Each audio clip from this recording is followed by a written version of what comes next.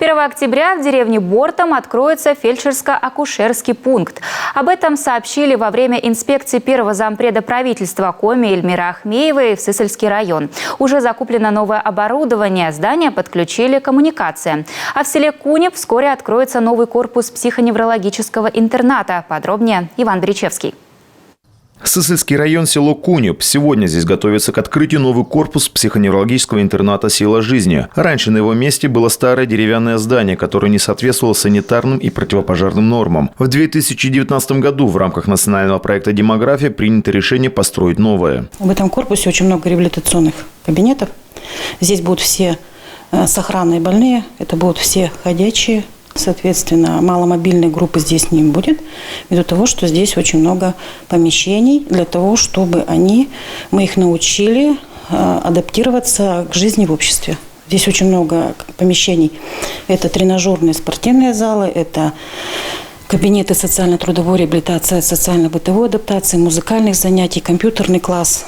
Сейчас в интернате больше 300 подопечных. Новый корпус, открытие которого из-за просадки грунта перенесли на целый год, рассчитан на 70 мест. По плану 21 декабря сюда переедет 24 пациента из других корпусов. В отличие от Куневского интерната, с открытием нового ФАПа в деревне Бортом отставаний по срокам нет. Воду мы таскали ведрами. Теплой, горячей воды у нас не было. Мы сами грели. И ФАП у нас печное отопление. Мы топили печку. Но по Санпину это не положено. А тут у нас отдельно процедурная прививочная, отдельно прием фельдшера, отдельно прием акушерки, смотровая отдельно, и зал для пациентов отдельно, и туалеты. Туалет у нас холодный там в старом ФАПе, а тут в новом ФАПе туалеты благоустроенные. Помимо новых стен в Бортомском ФАПе появилось оборудование, которого здесь раньше не было. Дефибриллятор, аппарат для измерения холестерина и гемоглобина и многое другое. Открытие запланировали на 1 октября. После визита в Сысольский район инспектирующие переехали в строящуюся школу села Обьячево. Школа рассчитана на 600 учеников.